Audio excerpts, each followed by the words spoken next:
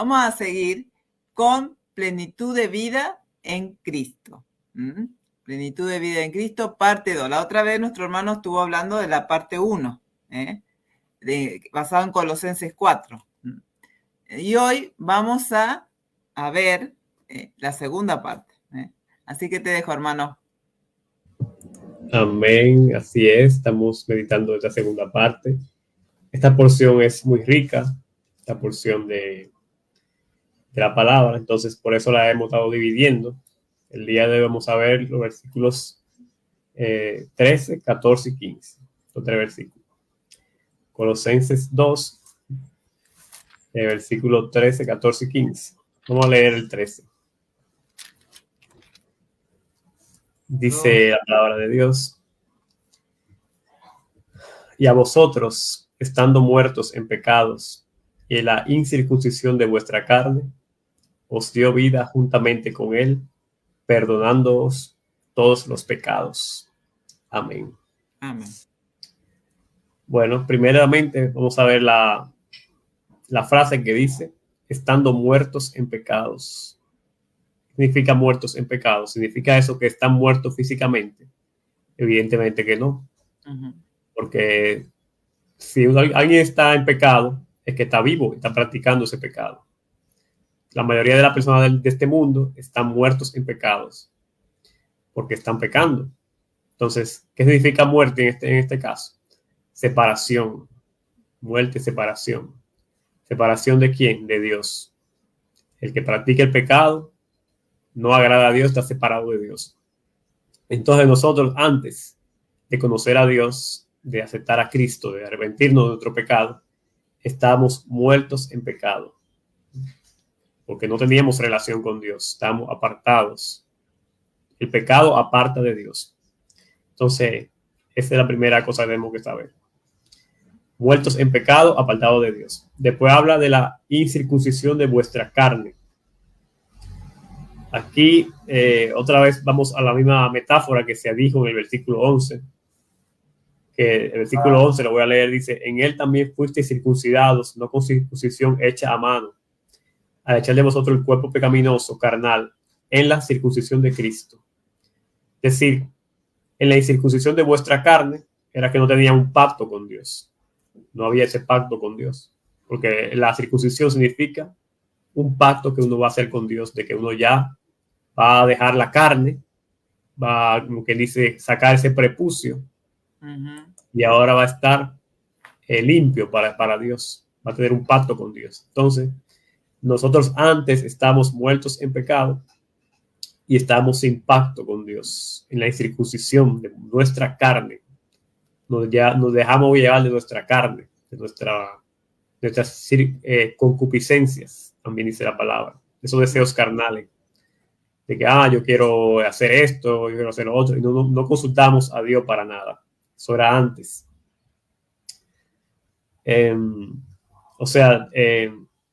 Circuncisión de la carne es guiarse más por la carne, no por el espíritu, como estamos ahora. Lo que hemos ya recibido a Cristo, nos guiamos por el espíritu, no por la carne.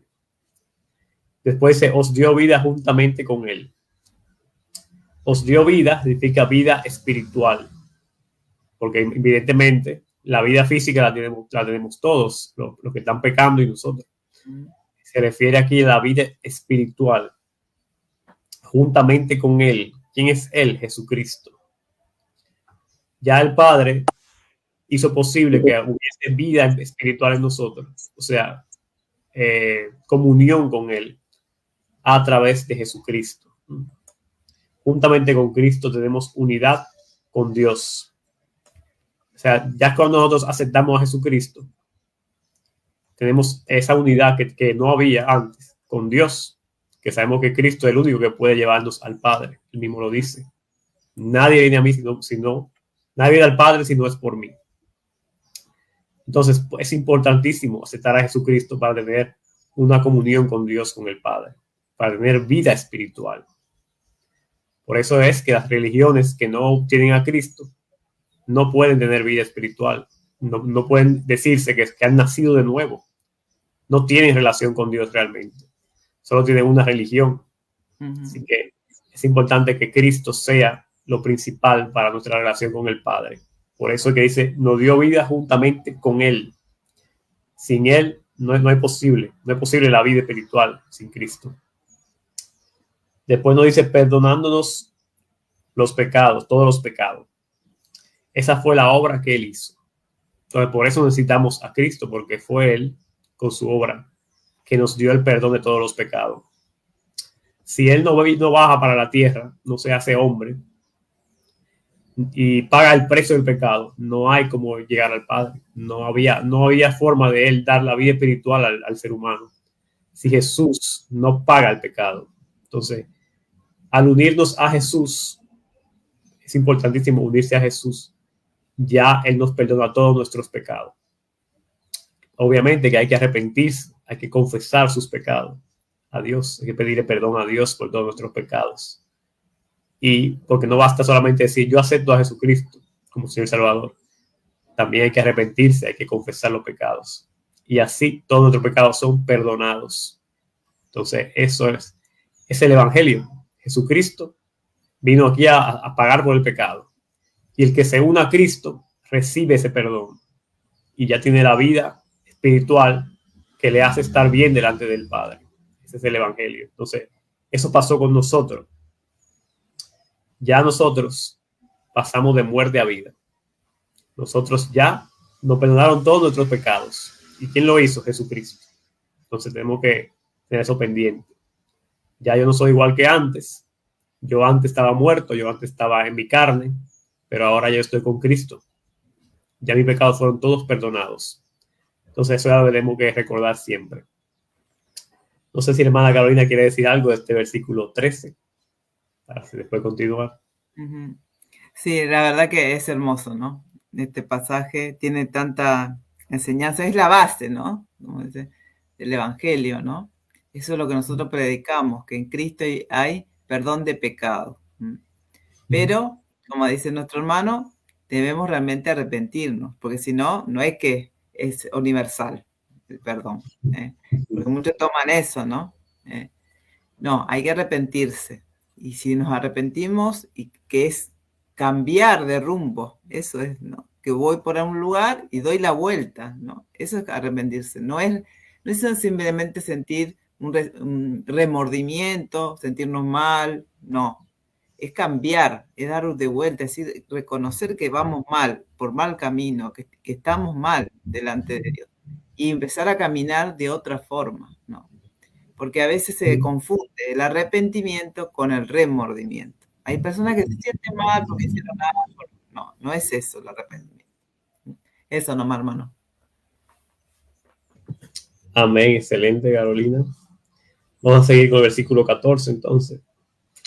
¿Qué más dice que hizo Cristo por nosotros? Dice el versículo 14. Anulando el acta de los decretos que había contra nosotros y nos era contraria, quitándola de en medio y clavándola en la cruz. Amén. Vamos a seguir meditando esta parte. Primero vemos que hay un acta de los decretos que había en contra de nosotros. Esta acta, tenemos que preguntarnos si es literal o es sentido figurado esta acta. Bueno, el caso es que esta acta nos era contraria, es decir, que estaba en contra de nosotros. Había una acusación contra nosotros. Dios, sabemos que es un Dios justo y un Dios santo, que no toma por inocente al culpable. Entonces, si nosotros hemos pecado, tenemos que saber que ese pecado está entre nosotros y Dios. Ese pecado no se va a ir de ahí. Está ese como sería como el acta. No es una acta de verdad, o sea, una acta escrita. No es una escritura de verdad, sino que es el pecado que está ahí, que nos acusa delante de Dios. Porque hay un pecado, hay una realidad. Dios no se puede hacer el ciego. Si usted ha robado, si hemos matado, si hemos fornicado, está ahí ese pecado delante de Dios. Esa es como si fuera el acta, que no es contraria. Entonces, ¿qué dice que dijo Cristo? ¿Qué hizo Cristo? Que la anuló esa acta. O sea, la hizo inútil. Ya no tiene valor esa acta. Por lo cual, todos los pecados que hemos hecho, por más grave que hayan sido, están anulados ¿Por quién? Por Cristo. Después, el acta esta, que por eso decimos que es figurada, dice que fue clavada, la clavó en la cruz, porque dice que la quitó de en medio y la clavó en la cruz. Entonces, como quien dice, el cuerpo de Cristo se convirtió como en esa acta. Todos los pecados de nosotros quedaron en su cuerpo y ese cuerpo fue clavado en la cruz, como diciendo, así voy a pagar estos pecados de ustedes. Eso es una gran noticia para nosotros, porque los pecados están siempre ahí. Uno se recuerda de lo que ha hecho mal. Entonces, saber que Cristo en su carne recibió todos nuestros pecados y clavando su carne en esa cruz, paga ese precio, ya los anula los pecados. Entonces no tenemos que estar tratando de hacer sacrificio para perdonarle el pecado. Por ejemplo, bueno, yo pequé, yo voy a hacer una caminata de aquí a Higüey, le decimos aquí, un pueblo que está lejos, de rodillas, voy a ir de rodillas a Higüey para como pagar mi pecado. No hay que hacer eso ya, porque ya el cuerpo de Cristo fue esa paga del pecado. Su cuerpo fue clavado en la cruz por nosotros, para que ese pecado ya no tenga validez delante del Padre. Por eso que es un perdón eterno, un perdón perfecto, efectivo, porque que la carne de Él, la carne santa y justa de Él, fue clavada en esa cruz por nosotros.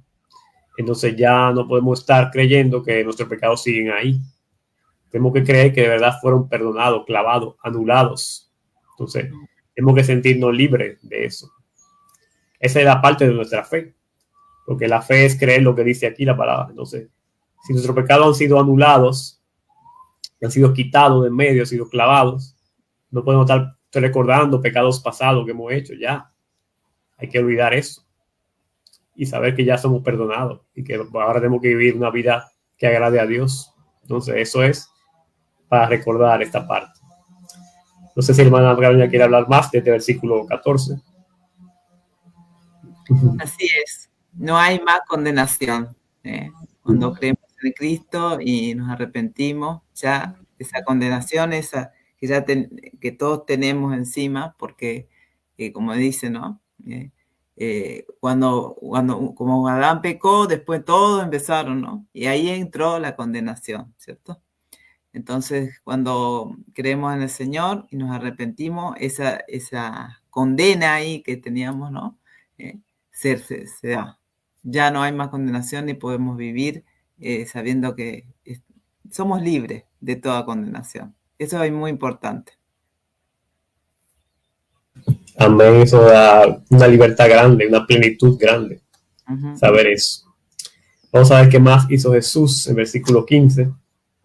Dice, y despojando a los principados y a las potestades, los exhibió públicamente, triunfando sobre ellos en la cruz. Amén.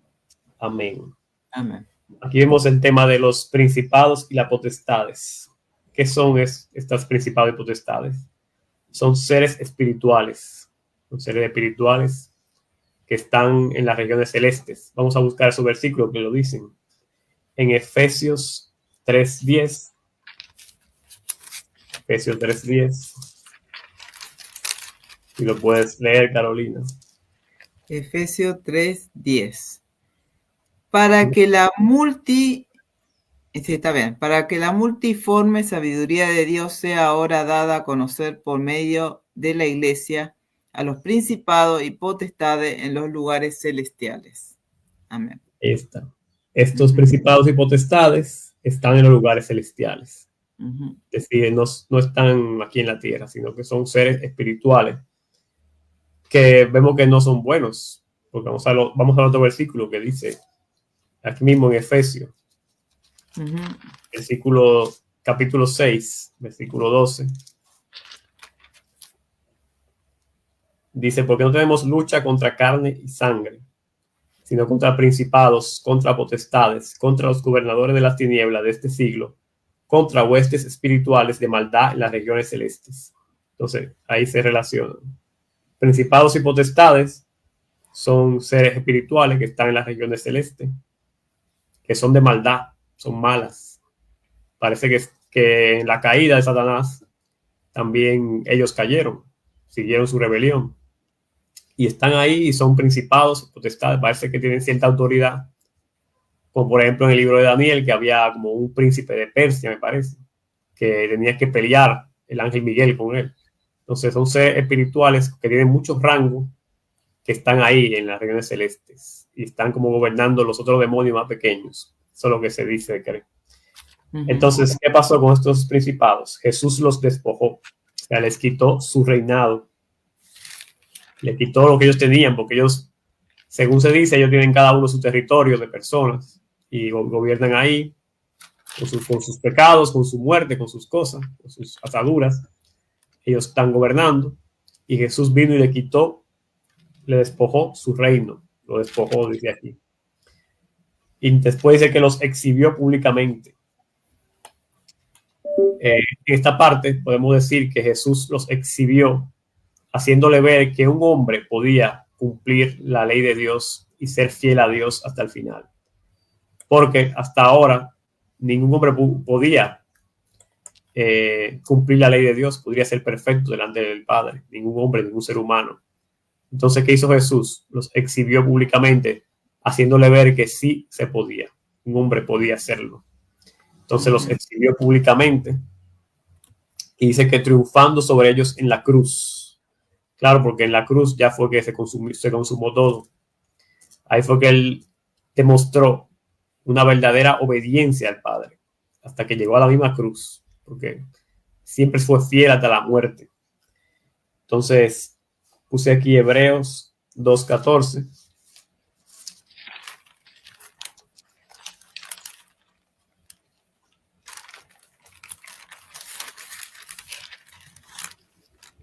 Para ver lo que Cristo hizo. Dice aquí: así que, por cuanto los hijos participaron de carne y sangre, él también participó de lo mismo, Jesucristo, para destruir por medio de la muerte al que tenía el imperio de la muerte, esto es, al diablo, y librar a todos los que por el temor de la muerte estaban durante toda la vida sujetos a servidumbre. Entonces Jesús triunfó. ¿Por qué? Porque él, por su muerte, le quitó el imperio de la muerte al diablo y a sus potestades y principados. Jesús hizo una obra de liberación grande. Todo el que está en Cristo ahora no está bajo el poder del diablo, ni de la potestad, ni de los principados, porque ya Cristo triunfó sobre ellos con su muerte. Entonces, nosotros tenemos que meditar siempre en Jesús, porque Él es para nosotros ese libertador, ese que nos sacó de la tiniebla, ese que nos liberó de las garras del diablo y de sus huestes. Entonces, Jesucristo es todo para nosotros. Por eso siempre tenemos que honrar a Jesucristo, recordar lo que Él hizo. Por eso siempre tenemos que recordar su muerte con la cena del Señor que Él nos mandó. Y recordar siempre estos pasajes que Él hizo la obra. Esta salvación no es por nuestros propios méritos, sino por lo que Él hizo, los méritos de Él. Entonces, Él es el que hay que adorar, el que hay que darle la honra. Si alguien nos pregunta, ¿cómo tú te libraste de este pecado? No, Cristo me liberó. Cristo fue el que me sacó de eso. Así que siempre démosle la gloria a Cristo, porque Él fue el que derrotó al diablo y a sus ángeles y a sus principados. En la cruz lo derrotó, en la misma cruz, porque fue obediente hasta la muerte. Por eso el Padre lo exaltó y lo resucitó. Y entonces nosotros ahora podemos ser vencedores también, porque Él venció. Ya no estamos bajo el poder del diablo ni de sus ángeles. Ahora estamos bajo el poder de Cristo. Entonces son buenas noticias para nosotros. Nadie puede estar ya en prisiones de pecado ni nada de eso, porque Él nos hizo libre. Por eso estamos plenos en Él. Así que hasta aquí vamos a dejar este mensaje, Carolina, para que tú te das tus conclusiones. Sí. Sí, es verdad. Ya no estamos bajo el poder de Satanás. Este mundo dice que está bajo el maligno. Y las personas que viven en pecado le dan ese poder a Satanás. Es así.